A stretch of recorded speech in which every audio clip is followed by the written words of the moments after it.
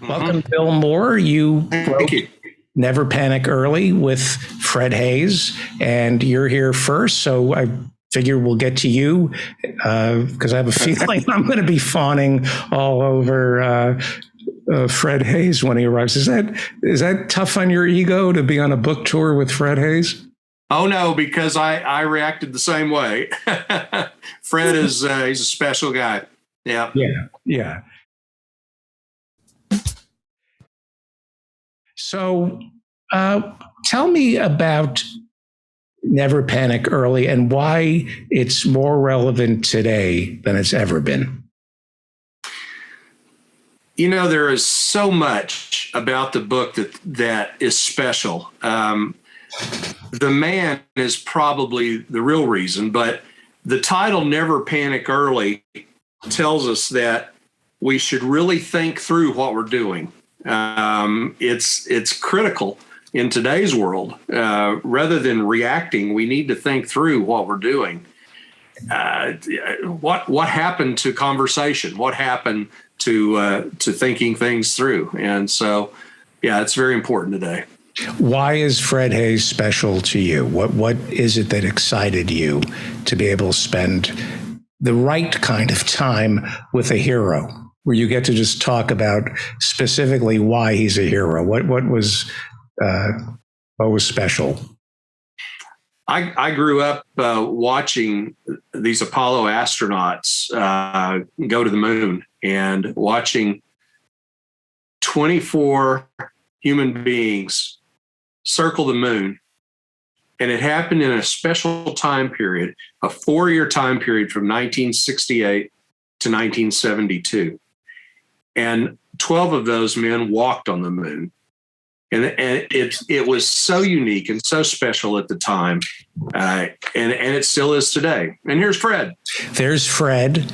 I was kind of hoping that this interview wouldn't work. It would be like our own little disaster. We couldn't get the technology. Houston, we had a little problem. Well, I'm going to try to keep my cool.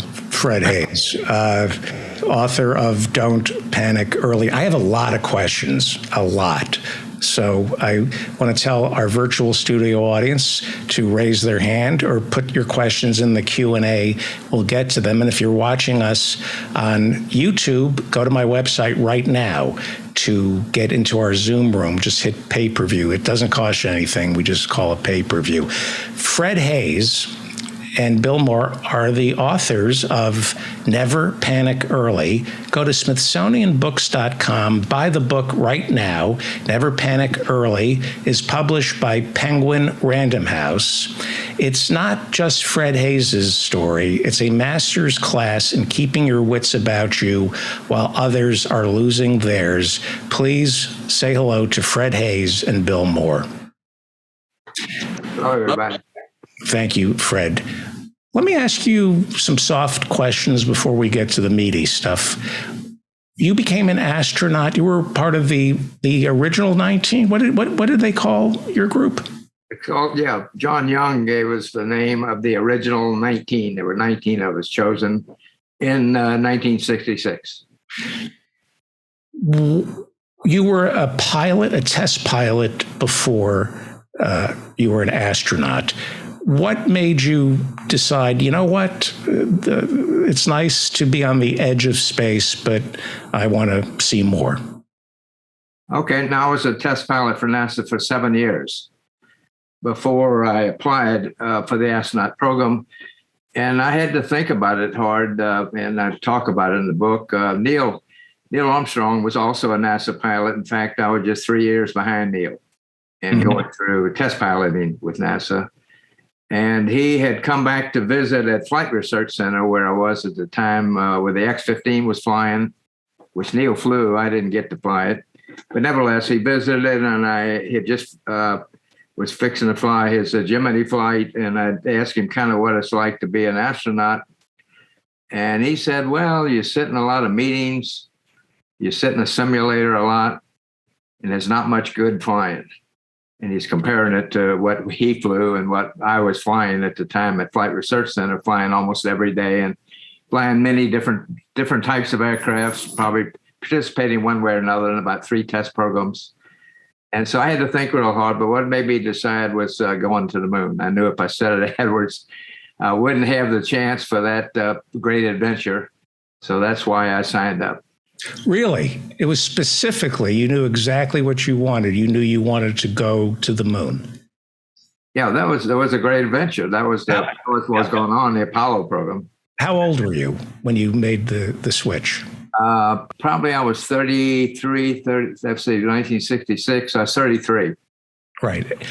Chuck Yeager was not an academic, I don't think. You were an academic? Is that correct? Well, I had an engineering degree. I wouldn't call it, I had a bachelor's degree in aeronautical engineering from the University of Oklahoma.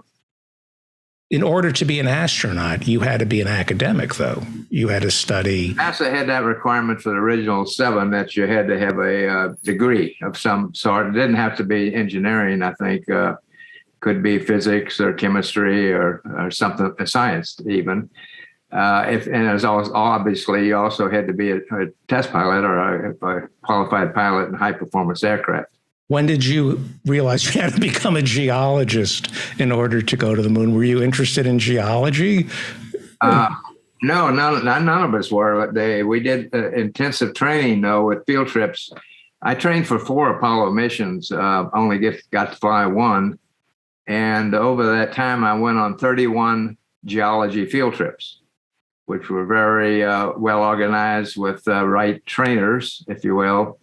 To look at different, particularly the sites were picked to show you different features that you, and also to learn about units and how they were arranged and how to vary the geology and the traverse they had for you on the moon, particularly because no one knew what you were going to see when you landed on the moon. So a lot of it depended on your knowledge as a field geologist to vary and also vary what samples you might pick up.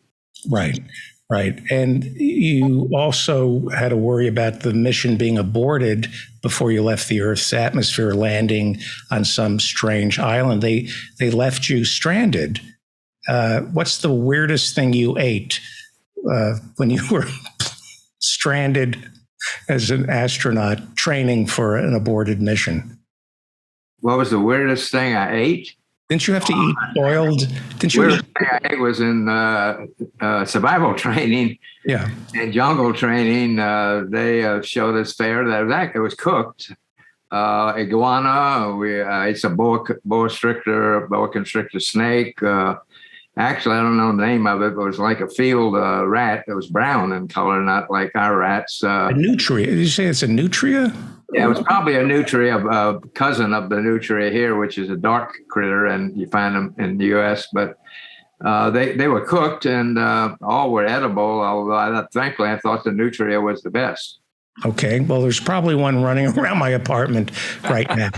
Yeah. Well, it's been 52 years since Apollo 13. I cannot tell you the number of times I call upon Apollo 13 for courage and guidance in times of my own personal crisis. Work the problem, focus on what you must do now, right now, to fix it. We all, as human beings, have our own Apollo 13 a couple of times a year. So tell me, Fred Haise, in the past 52 years since Apollo 13, how have you applied the lessons you learned from Apollo 13 since Apollo 13? Well, the lessons from Apollo 13, if you're talking about handling problems, were not unique to Apollo 13. I had lessons when I was a Marine Corps fighter pilot in 2 squadrons and had airplane problems, which you now had to deal with yourself. And similarly, as a test pilot, there were situations you had to deal with. And the basic thing is to depend on your experience and your knowledge base of what particular aircraft you're in or situation. And I think the never panic early thought, though, is one of not do anything too fast, but to at least take time to look at the situation you have at hand and choose the best path for a way out or improve the situation. and hopefully survive if it'd be a real dangerous one. Right. I'm going to assume the lessons you learned from Apollo 13, you already knew most of them by the time the oxygen. Yeah, as far as reacting and handling the problem, I think it was manifested in Ron Howard. I spoke to him after the movie and complained a little bit about some of the fake drama he added in the movie, my extreme throw up, the crew argument, things like that. And he said, well, he told me he listened to all the air-to-ground transmissions through the whole mission between Mission Control and ourselves. And he said, it never appeared to me you had a problem. And so he said, I had to put some stuff in there to make you seem a little more human. That's what his rationale was. Okay. Yeah, you just threw up a little mucus. I read you were just getting used to zero gravity and you bent over too quickly and it was just like a minor hiccup, not what. Well, it was a spit up. But the fellow who played me, Bill Paxton, must have saved up a big mouthful of something that he coughed up for the movie scene. Right. So NASA prepared you for every single contingency. I'm going to assume your parents prepared you. What happened on Apollo 13 that nobody trained you for? Well, Apollo 13, we had failures. We assumed that we had devised through all the FEMA failure mean effects analysis through the whole design of any vehicle, airplane, be it, or in this case, spacecraft, of things that could possibly happen that we call credible failures. Explosions were credible failures, but the answer to the explosions, if you read the FEMA's, was the crew and the vehicle would not survive. So I think people were primarily thinking of rocket engines blowing up. But nevertheless, so we didn't think much about train for explosions because that was, quote, not a credible failure you could survive. So our training was spent on things within the various systems that would fail in some way. And normally we had backups, that kind of thing you'd have to switch to or deal with. But no, we never trained specifically for explosions because they said the answer was you wasn't going to have anything to do. You weren't going to be around anymore. In the book Apollo 13, I think Lovell wrote the book that the movie is based on. I think the opening chapter, they talk about the myth that you men were issued cyanide pills. Is it true that you were issued cyanide pills should anything go wrong? No, we were not issued cyanide pills. Actually, Lovell, I thought, answered it correctly when I was asked one. He said, all you got to do is open the valve on the hatch and bleed the air out, and you'll be going pretty quick. So you didn't need a cyanide pill to do the trick if you wanted to. The closest, I think the closest brush with death you had came after Apollo 13, didn't it? Yes, it did, in an airplane crash. Was there anything that happened on Apollo 13 that helped you there was an air show. You were recreating, I think, the Pearl Harbor attack? Right, that was the air show I participated in. As it turned out, the day I had the accident, I was ferrying an aircraft to get it ready for an air show, to get it cleaned up at an airfield at Galveston, Texas. And we were going to have the air show coming up on the weekend. No, I'd say, again, it was the situation I had there was I had an engine failure and I crashed on the west side of the field. The engine couldn't keep running. And then at terrain, rough terrain, a wheel dug in, came off, it cartwheeled, ended up going upside down. And I was now backwards with the canopy shut. And it was on fire. Now the fire was down around my feet initially, but I knew I had to get out and I couldn't slide the canopy open because the airplane was on it. So I had to think a minute about the process of extracting myself and how best to do that, which obviously wasn't that difficult. I had to unstrap the harnesses, pivot, stick my rear end in the fire, and kick a hole through fortunately, the airplane was one of those World War II airplanes. that had plexiglass canopies, very thin, and I could kick a hole through to get myself out. But by then I had suffered burns over 65%. Right, right.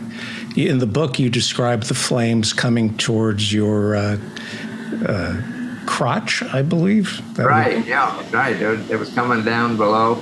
Unfortunately, it was just blue flames. Oil had apparently not got into the act yet, which would have been worse because that would have created a lot of smoke. And if I breathed it, of course, that wouldn't have been good. So I did extract myself before the fire proceeded to that point, or even an explosion, which it never did. It never did explode. Which had a worse burning sensation, your urinary tract infection on Apollo 13 or the plane accident? Oh, the plane, much worse. It was very painful 3 months in the burn ward. In the movie, they play out your illness, and you were shivering. Paxton looks like you're close to not death, but you're a drain on the crew. You had a urinary tract infection. In real life, how bad was the urinary tract infection? Well, I've had a couple since then. They're basically you do end up with chills and fever. And we were in a very cold environment, probably somewhere in the 30s Fahrenheit in the limb even. It froze the water tanks in the mothership. And so, when I got to Chillsport, I was shivering, like you see a dog shiver. Right. Okay. I was so cold because we didn't have adequate clothing. I had on 3 sets of underwear and just a little outer garment. People ask why do we do the spacesuits? One person could have done a spacesuit because we did have one set of hoses free in the limb, which, as you know, was only meant for 2 people. The other set of hoses was tied up with that lithium cartridge. So one person tied up with the what? I'm sorry. The other set of hoses to hook up to the spacesuit. The lithium cartridge was used in one of those. Scrub the carbon dioxide. Yeah, scrub the carbon dioxide. So it tied up the intake hose. And in the spacesuit, you might think, well, that temperature in the mid 30s, it would have been fine, but you would have perspired in that suit if you if you didn't have cooling air flowing. Right. But on the lunar surface, we wore underwear that had tubes that provided cold water, even where you have a pretty high workload.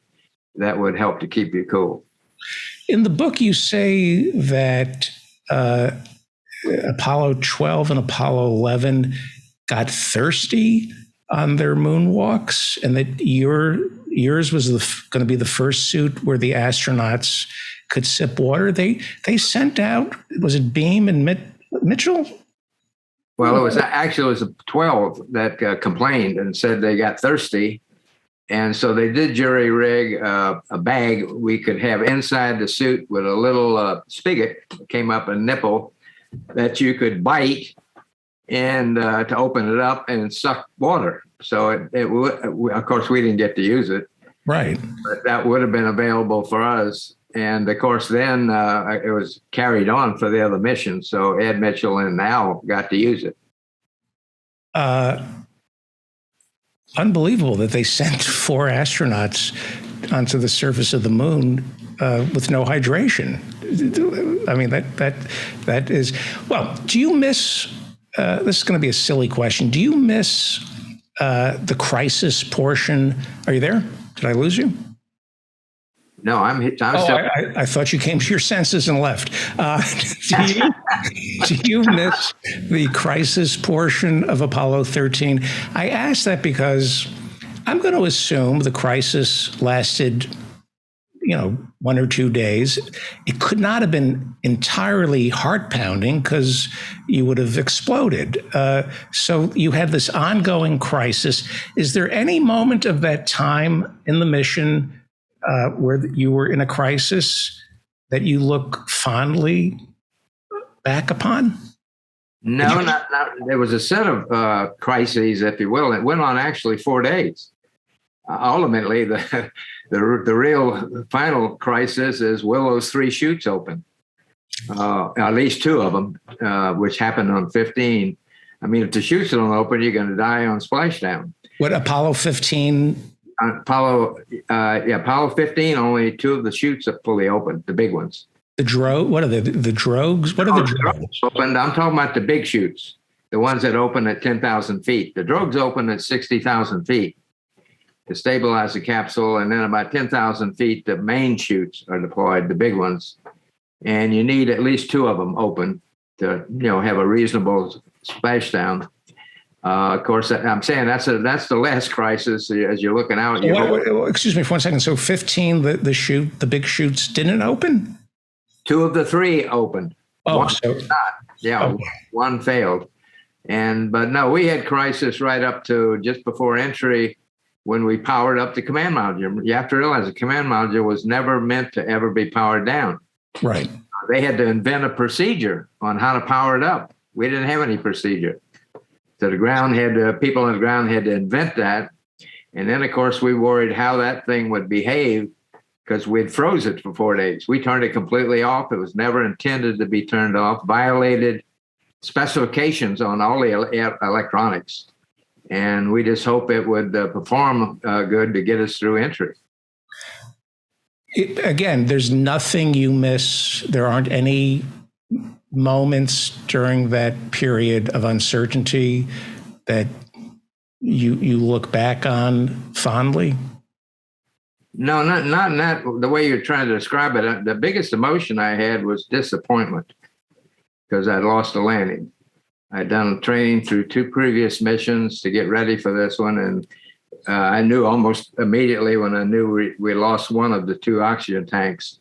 And this was before it became really bad because I thought we had the second tank intact, but I knew we had lost the landing. From there on, it was just a set of workarounds, if you will, over the next few days, because even though I don't know how quick Krantz and his brain trust, they got together offline and figured out the alternate path home and what the open items were, but they didn't have the answers for, it took several days as they went along for various people that worked different problems to come up with solutions. Right. And it wasn't just a person, incidentally. Another complaint I had for Ron was his cast wasn't big enough. It was a lot of people involved, all the way back across the country to the contractors and some of the contractors designed and built the spacecraft. Right. They delivered them to NASA to fly. And so the real brain trust of engineering was in some cases back at the plants where the vehicles were built. Right. So I want to tell you, and I want to bring in, I feel like I'm ignoring Bill more. I'm enjoying listening to all this. So am I. So here's what I want to do. I want to ask a few more general questions. I want to play some of the interchange, the air to ground interchange between Fred Haise and Gene Kranz. And does Lunny, when the explosion happened, who was running the mission control? It was Gene Kranz, and then it gets turned over to Lunny? Well, Gene was on duty, his white team, and the next one, let's see, not Jerry Griffin, but Glenn Lunny. His crew, some of them had already come into the room. They normally overlap a little bit to do a handover and look at the notes and see what each expert compares with the other one, what's been happening. And so Gene carried on, I think, for maybe another 15, 20 minutes or more, 30 before he handed over to Glenn Lunny to take over. And so does anybody at that point really just, all right, I'm going to clock out and I'll see you guys in 12 hours? Nobody. How do you know? Like, just one of the things I want to also do in our limited time is run video that recreates your actual view of the moon. You did go to the moon. You went to the moon. You just didn't get to walk on it. But NASA, in the past couple of years, using satellites, has been able to recreate your path around the moon and show us what you saw looking out the window. So if you don't mind, I'd like to play that in a little while and get your thoughts. Have you seen the recreation? No, I've not. I've not. You haven't seen the recreation? No, I've not seen it. No. Oh, hang on. All of You haven't seen it either? No. those pictures. Oh my God! Well, hang on. Let's do this right now. Okay, NASA. Let me just pull this up. This is all right. This is NASA using data gathered from the Lunar Reconnaissance Orbiter spacecraft. They compiled all the pictures taken by the Lunar Reconnaissance Orbiter spacecraft to recreate the precise views of the moon that you, Jack Swigert, and Jim Lovell saw as you were on the far side of the moon. That was your slingshot to get back home. And I would assume that you've seen this. I hope I have it. Yes. Okay. I'll start playing it. This is what you saw. See if you recognize the old neighborhood. Fred, can you hear me? Yeah, I can hear you. I'm looking. Yep. What are we looking at? Around the corner. Well, this is the backside, which, as you can see, is quite different from the front side. It's much more rough and jumbled with smaller craters. There's not too many of the large features. I don't know if they'll pick up Sia Moscow. And there were two large features we saw: Tsiolkovsky, which had a nice mountain in the center. It was a dark area like a Mar on the front side, and Sia Moscow. But there's not many of those on the backside in comparison. And this is color? It just says more large meteorites hit the side we look at all the time. That's why you see those big dark areas. There it is. That's Tsiolkovsky. It was named by the Russians because they went around the moon the first time and shot pictures. A beautiful feature with a mountain, as I said, a residue in the center. And so that was the one prominent. That's the only dark feature we saw. That was, there's a very, and that's the other dark feature. That's the Sia Moscow. Wow. And we went around a little higher than normal flights, which were at 60 miles. We went around a little over 130 miles. And what's that popping up all of a sudden? That's the home popping up over the horizon as we came on around. And actually, we didn't. This part of the moon we would have been dark because we were at when we flew. It was a half moon in the front and a half moon in the backside. Right. You have not seen that view in 52 years. No, that's been that long time ago. Now I do have my Hasselblad pictures that I took. Some of them I have them in my reservoir. Right. I saved, but no, I never saw that animation. That's pretty good. That's pretty great. The Hasselblad, those are the cameras that you. Yes, sir. The cameras, right? Wow.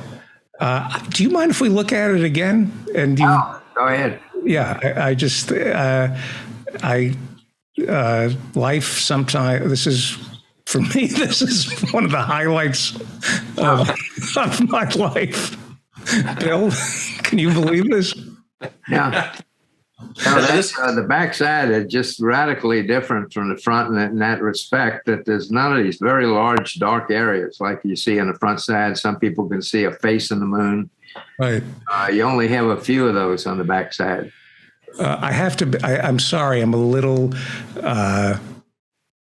This is unbelievable for me. It really is. Explain to the listeners why. You're 200,000 miles away from Earth. There's an explosion.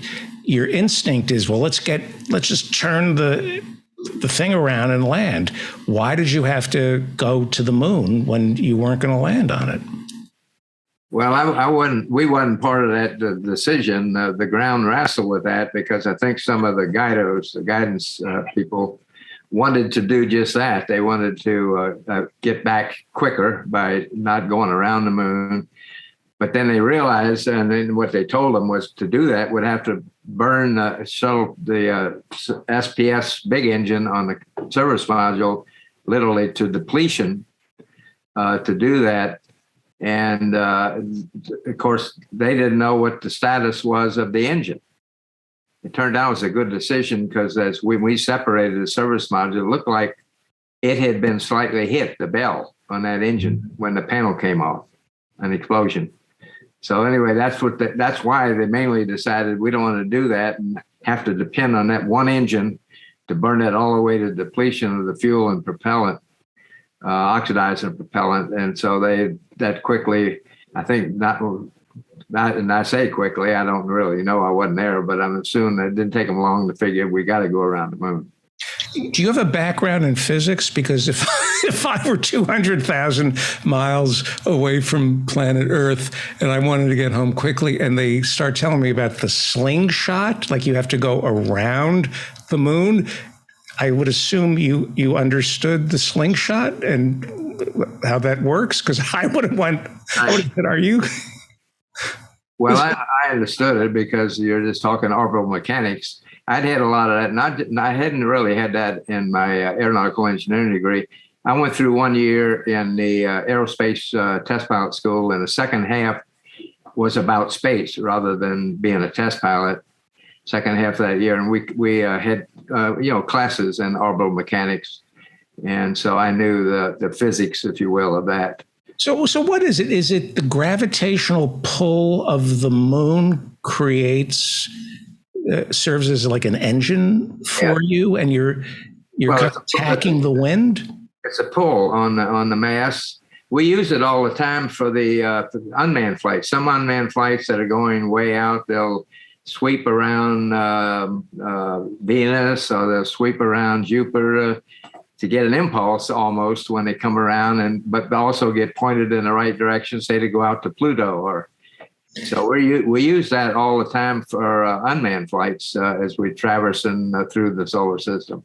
But you're using, I apologize, but you're using the gravitational pull of the moon to shoot you towards the planet Earth. So all I can think of is sailing, where you you kind of get the wind. Are you using, how does, they made this, this doesn't seem real. I don't understand it. There's no aerodynamics involved. It's a way to, if you think of the velocity, it's the same. You see it as you're going out to the moon. You leave the Earth at, say, 25,000 miles an hour. And you're slowing down all the way because the Earth's pulling on you, and you're in a vacuum, so there's really no reason for you to slow down. There's no molecules there's no drag or resistance. The drag is the Earth pulling on you, the force mass of the Earth, and about 9/10 of the way to the moon, you'll start speeding up. And that's what happened. And actually, earlier, the flights that really landed, they speeded up too much. So that when they went around the moon at 60 miles, they had to actually fire the engines retrograde backwards for a bit to slow up, because they were at about 7,000 something feet a second. And they needed to be at 5,000 something feet a second to orbit the moon at 60 miles.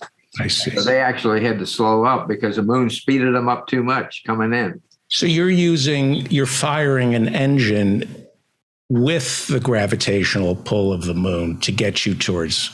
Exactly. Yeah. I see. Let's look at this again, if you don't mind, and just whatever, you can just watch it or tell me what you think. All right. Coming around the corner. You got any comments, Bill? It looks pretty rugged. The moon has obviously been hit over the eons with creating craters after craters with these impacts, and of all sizes. As we saw when we landed, there were sizes, craters below what anybody could even see from orbit, smaller yet. So it's being impacted, I assume, all the time in some small way by things hitting it every day, because it has no atmosphere and there's nothing to protect it. But it's also less colorful, even if you call the moon colorful at all. The backside is almost totally shades of gray, whereas there is more of these, what you're seeing now, Tsiolkovsky, there's more of these dark features, Mars, they call them, or Cs, on the front side. So there's more, if you want to call it coloration on the front side that we're looking at all the time, than you'll see on the backside. Overall, the backside just much more rugged. I would have guessed if you went, a billion years or more in the future and could look at the moon we're looking at, it would look different because things will have hit it over those billions of years. And so the front side you're looking at every night, or I'm looking at night, would look different a billion years from now, I expect. Right. The one thing I might add here is, and this is something Jim Lovell asked Fred to be sure and tell in the book, that when the other missions went to the moon, they orbited the moon. So they fired the engine and they were 60 miles above the surface. On this mission, they weren't going to go into orbit. And the slingshot effect took them further out away from, and I forget how many miles it was, Fred will know, but they were the crew that went the furthest away from Earth of all the Apollo missions. So how many miles was it, Fred?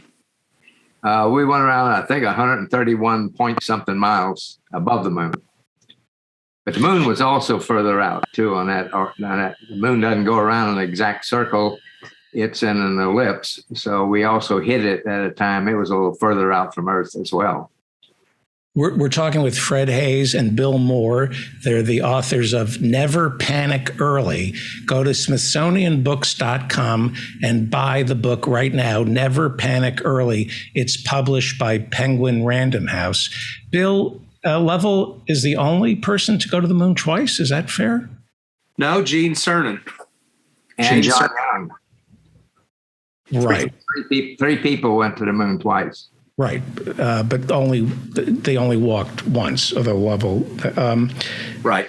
So is it fair to say that the Apollo 13 astronauts were the only Apollo astronauts who had time to think about what they were experiencing? Was there downtime for them to just think? Fred obviously speak to this, but I think they were pretty busy most of the time, solving problems and thinking ahead to the next maneuver. In the book, though, I believe, Fred, in the book, you gentlemen write that there was some downtime. Well, it was downtime between the things we had to do. No, there's downtime on every mission because virtually all you're doing while you're headed out to the moon for 3 days on all the missions and coming back, you're 3 days coming back, you may stage a TV show. You're doing housekeeping kind of things, but that's about all you're doing. And actually on the way out, you're still writing changes in the checklist and things have given you an errata sheet for. But it's pretty relaxed going to and from the moon on all the missions. And you have time to think and talk and. Right, sure. I'm sure the people that landed on the way back probably talked about things they had done.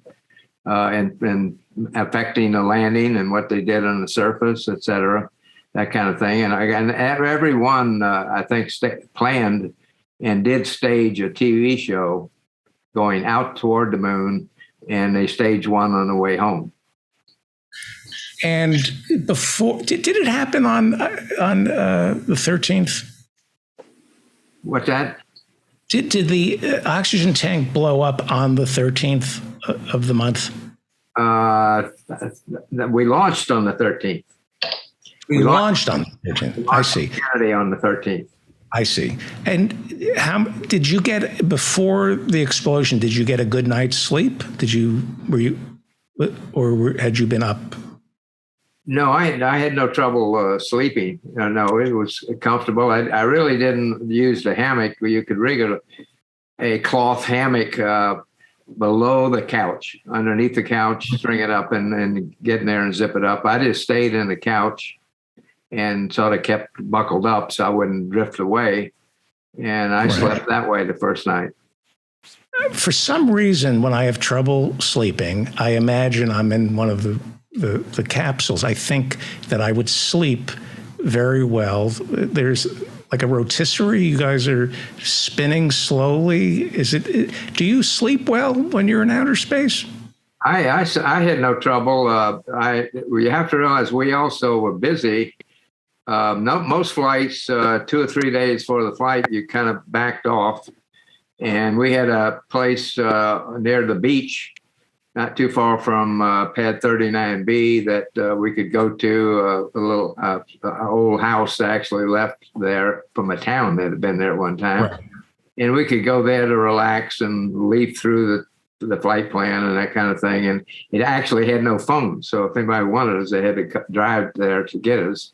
Right. And unfortunately, with our crew change out 2.5 days before launch, we were in the simulator till about 8 o'clock the night before launch with Jack to go through all the critical phases and verify that Jack, even though we used the same checklist and obviously the same flight plan, backup and prime crew, that he wasn't, when he called out something, he wasn't using some different vernacular, say during rendezvous or during entry or launch. And so it was kind of a test of that with Jack. So we were Jack Mattingly, who was supposed to fly with you, but he came down with, they think. So no, but he didn't have it, right? Yeah. Otherwise, we would have not been in simulators till 8 o'clock the night before launch. So they think they figured out what went wrong, or they know what went wrong? From the post-flight data they got, because of course the components didn't survive entry, that they know pretty much procedurally an error was made at Kennedy when they tried to detank the oxygen tank, and without the spacecraft powered up, they were doing that to try to force nitrogen, gaseous nitrogen, through the tank to boil off the liquid oxygen.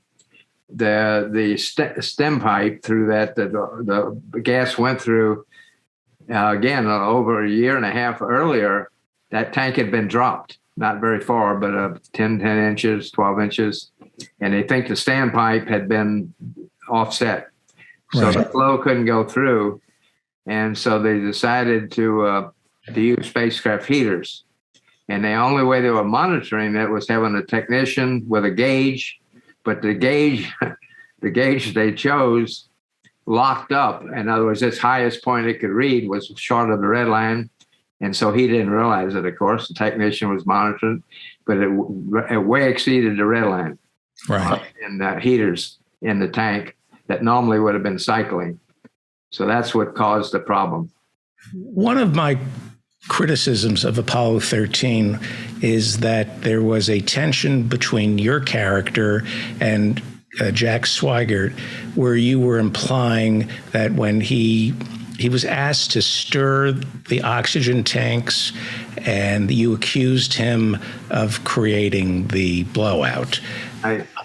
And I thought it was unfair to you, and I thought it was unfair to Jack Swigert, who wasn't alive at the time, to defend himself. Your reaction to that? Well, that's one of the things I complained to Ron Howard. You know, that was his humanizing thing.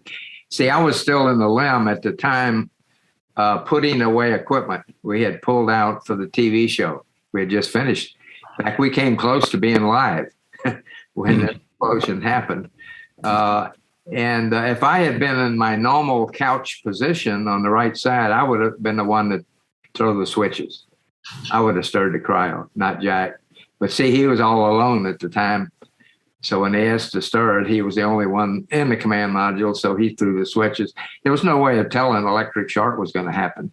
Right. But it left just a seed of doubt that maybe Swigert had done something wrong. And he wasn't alive when the movie came out, correct?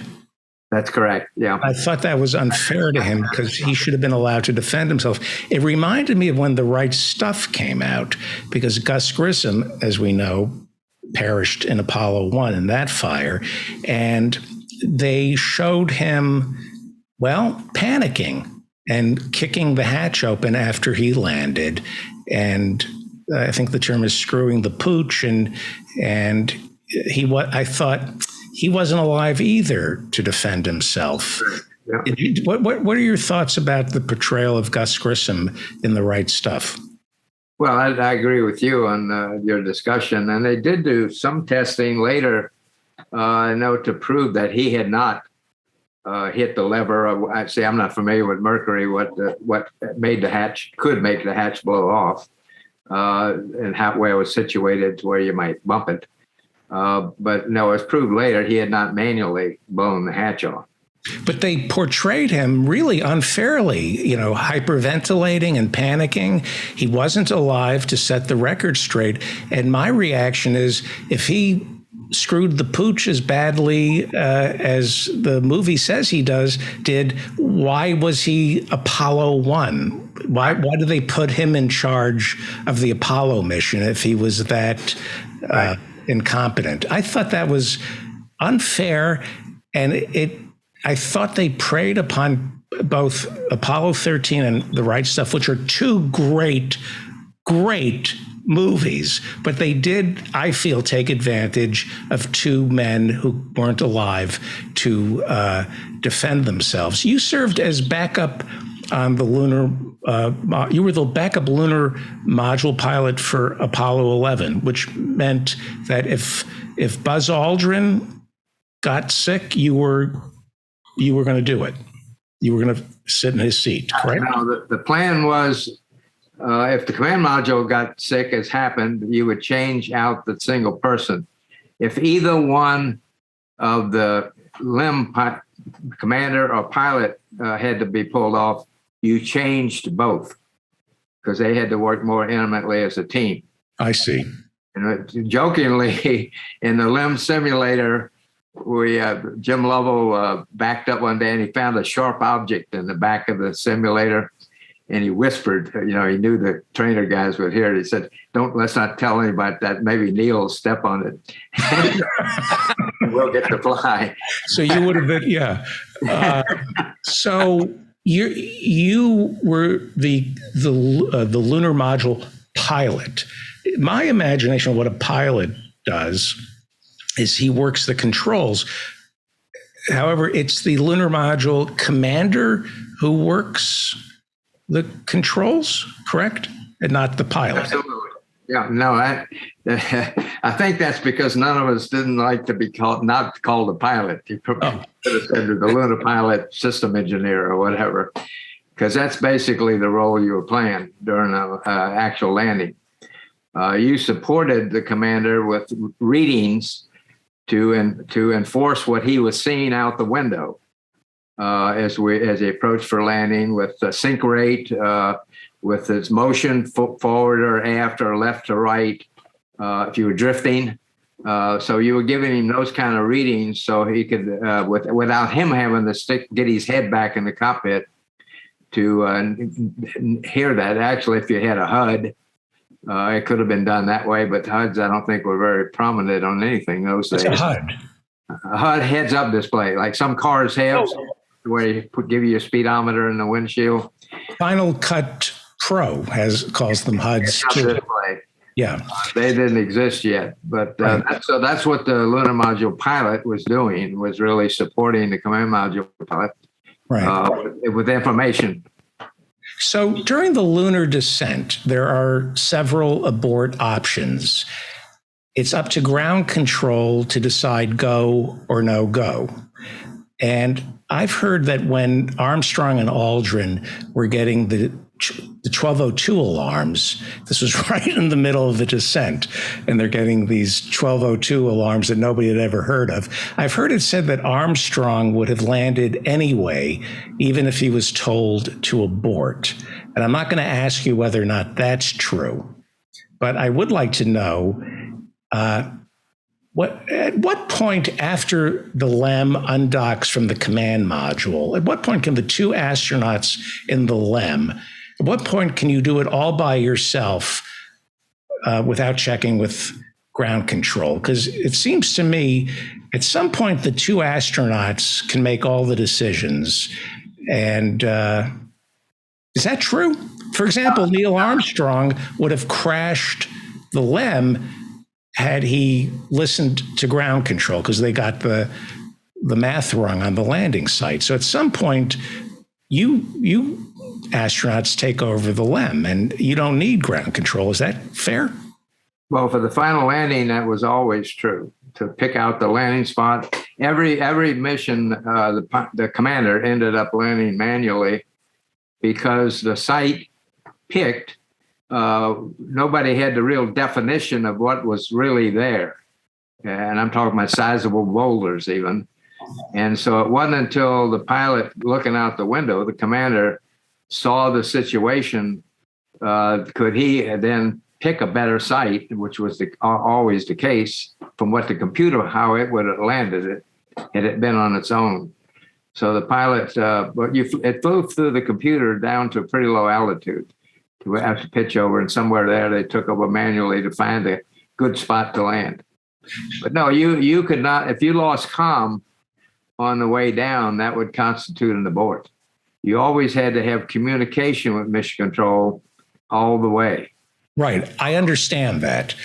However, if they decided there was no if there was no communications with ground control from the time you undock to the time you land, could you do it without any ground control communication? Yes, yeah. You normally would give you a go for landing. They'd give you fuel quantity left because it always was short fuel in the Ascent engine.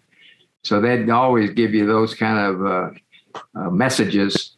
But no, it was up to the pilot and the person flying the vehicle to finally land it. I mean, right. So I guess the question I'm asking is, how much, looking back, and I don't want to dismiss ground control because in many ways they are the heroes as much as the astronauts are. But again, from the time, if you had to, without communicating at all with Houston, from the time you undock to the time you say we've landed, could it just be done by the two astronauts sitting in the LEM, reading the dials and looking out the window?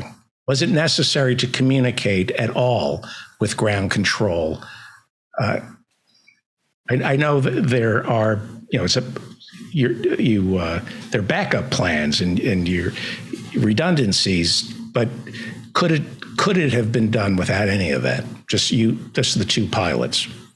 Yeah, they were just monitoring. You're saying you could have communication, and they were monitoring, and nothing went wrong, and everything was nominal, if you will, all the way down through pitch over. The radar altimeter locked up, which they could see.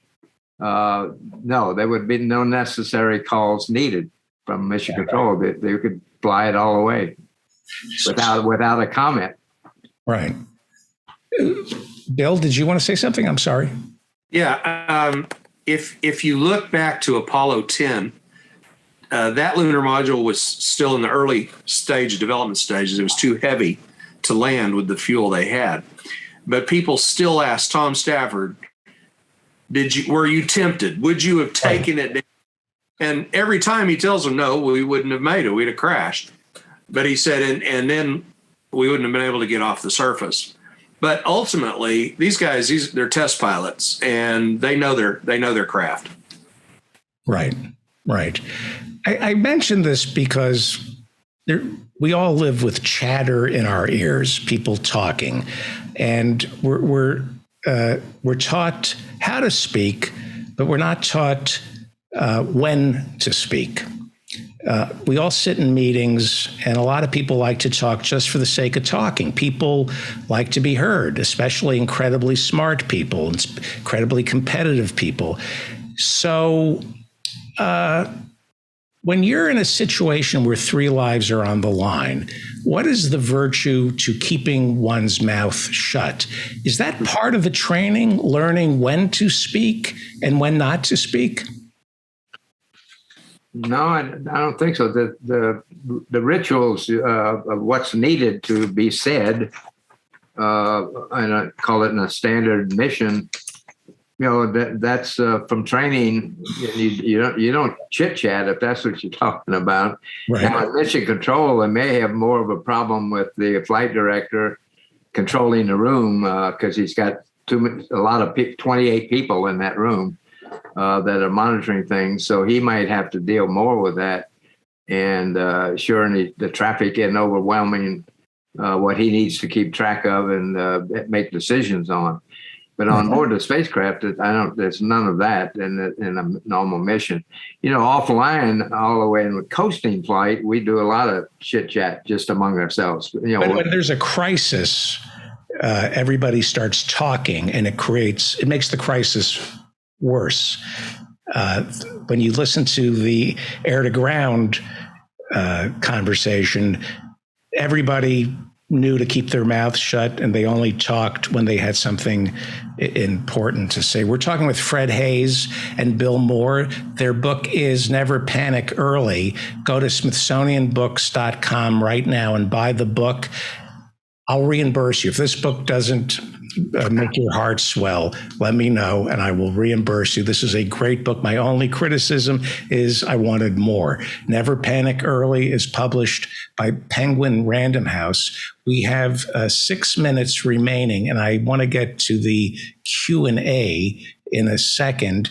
But I wanted to ask you, I had heard it said that one of the astronauts said you'd be amazed at what you can get used to.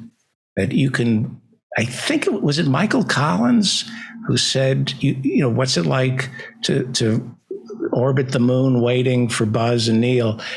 Were you just constantly in awe of the moon? And I believe it was Michael Collins who said you'd be amazed at what you can get used to. Have you heard that? No, I have not. Michael, I thought enjoyed his time alone orbiting the moon while they were on the surface. And I don't think he had any problems to deal with. Right. But the point is, you were up close on the dark side of the moon. Was there a point where you go, okay, I'm used, I've seen it. Does it wear off? We get used to things as humans, don't we? No, I think you're right. I was not actually. I didn't fly for the sake of the view, which is why I wasn't interested. I was assigned to fly the third orbital flight on shuttle, and I was interested in the mission we had, which was to rescue Skylab. And when that went away, the mission was, I'd say, in my view, pretty benign. And so I wasn't interested in just going up to fly in circles and look at the ground. So my interest was more in from a test piloting standpoint, what the task was and what the mission was and how complicated and challenging that might be versus just going for the view.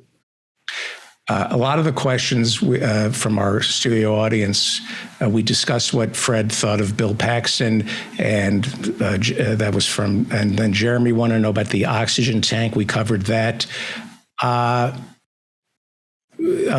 Harsh wants to know your thoughts on Mars travel, and can a moon base become a reality in our lifetime? And by our lifetime, that's a good, depends on who we're talking to. What do you think of a moon base? I'm 88 years old, so I don't think it'll happen in my lifetime. But no, obviously it's any progress we make, be it landings on the moon or building the moon base or going to Mars, at least for the United States, depend on the administration and congressional support, how well a program is funded.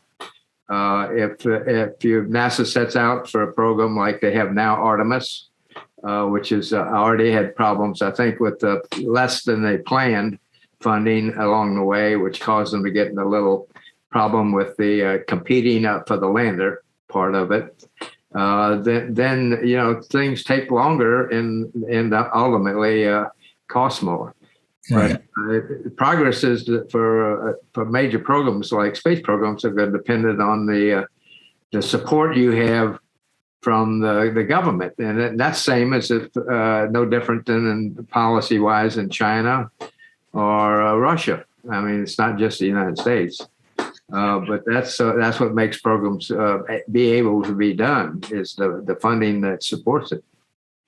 We've been talking with Fred Haise and Bill Moore. Their new book is Never Panic Early. Go go to smithsonianbooks.com, buy Never Panic Early. If this book doesn't make your heart swell, I will reimburse you. I promise you. It's published by Penguin Random House. Before we say goodbye, God, I wish I can get you to come back. I want to briefly play the ground to air to ground communication. It's been played to the point where I'm sure you're sick of hearing it, but I want to play your voice because I think, but anyway, how calm it is, and it takes 40 seconds, and it really is a lesson in not panicking early. Roger, main interval. Okay, stand by 13, we're looking at it. Okay, right now, you said the voltage is looking good. And we had a pretty large bang associated with the caution and warning there. And as I recall, BP was the one that had a amp spike on it once before. Roger, Fred. In the interim here, we're starting to go ahead and button up the tunnel again. Your world was falling apart right then. Yep, that was not too long after I got back in the couch position. From the limb coming up to the tunnel, and got a look at the instrument panel, and I was reporting what I was seeing there, because I knew we'd lost the one oxygen tank too, but the other one looked okay, and so that's what I was calling out, how things were holding up with only one oxygen tank, reporting the voltages I was reading. And what are you thinking? We're in danger, or I'm going to lose the moon? No, at that point, I didn't think we were in danger. I knew, and like I said, I was sick to my stomach, feeling from knowing we lost a landing. I knew we would not land. Right. I thought we'd just stay fully powered up and limp around the moon, or some way we'd come home without it being in danger, really. If the second oxygen tank had held up, we would have had no problem. Right. Bill Moore, America, a lot of us think it's lost. What could all of us take from Apollo 13 to save a country that some people think this country is in trouble? What could we take as a nation from Never Panic Early? I think that if you look at the overall activity that happened in mission control and across the nation, actually around the world, people were offering to help other countries, whatever they could do. All the contractors Fred mentioned a while ago, they were working to do their part. Everyone pulled together, and it's not lost. It's not anything that's gone. It's still there. I've seen it happen here in Oklahoma City when we had the Murrah building that was bombed. Right. I saw America and the world come together, and we saw it with the Twin Towers in New York. It's still there. And Apollo 13 just shows us that we have the capability to do whatever we want if we set our minds to it. I think failure is an option. I think we learn a lot from what we think we wanted to happen and what ends up happening. I think Apollo 13 taught me that it's not necessarily what you want. And what did they call it? A successful failure? Successful failure. Well, Fred Haise, I'm going to beg you to come back. I know this is one of the I know you hear this a lot, but if you're of a time, getting to talk to you is But I don't want to embarrass you. Fred Hayes, thank you so much for doing this. Thank you. You're very welcome, sir. Very welcome. And Bill Moore. And the best way to thank them for their time is to go buy Never Panic Early. Let's sell some books. Go to smithsonianbooks.com and buy Never Panic Early right now. It's written by Bill Moore and Fred Hayes. Let's sell some books. I promise you, if this book doesn't make your heart swell, I will reimburse you. It's an amazing story about an amazing life. Thank you so much, Bill and Fred. You're welcome. Thank you. Thank you. I think I did a pretty good job not fawning. Okay, I couldn't help it. This is.